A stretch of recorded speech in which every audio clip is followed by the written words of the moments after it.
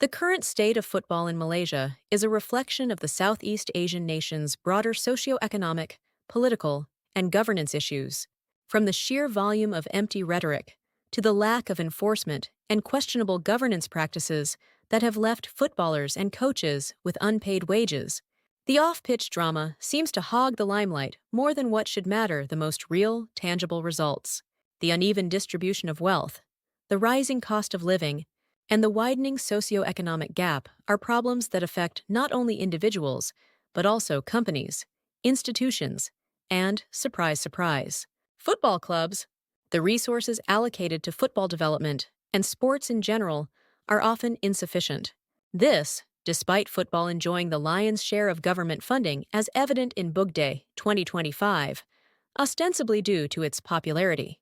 Johor Darul Ta'zim, JDT, on track to winning its 11th Super League title this season, pretty much represents the T1 of the Malaysian population, the elite few who have the means, connections, and capability to grow, influence, and expand their opportunities to get the desired results. There are perhaps a handful of M40s in the league, Selangor FC and Terengganu FC, to name a few. They may seem comfortable, or so many would think. The majority of the participating teams are the B40s, struggling to pay their footballers and coaches on time, with little or no savings set aside to develop young talents. The fans are tired. The reasons they shy away from the stands may vary, but the net result is the same. Poor performing teams, uninspiring play, questionable refereeing, and maybe because some venues are just too far.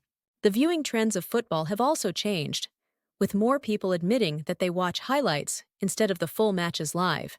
FA of Malaysia General Secretary Datuk Nur Azman Rahman was quoted as saying that if fans loved the M-League and the national teams, they should come to the stadiums to give their support. That's a rhetoric one would expect from a politician spewing empty words, with little or no realistic action plan. In typical fashion, when all else fails, the for the love of the country political party race narrative is dusted off and thrown into the ring. Aren't there regulations, guidelines, or policies in place to ensure that teams remain sustainable?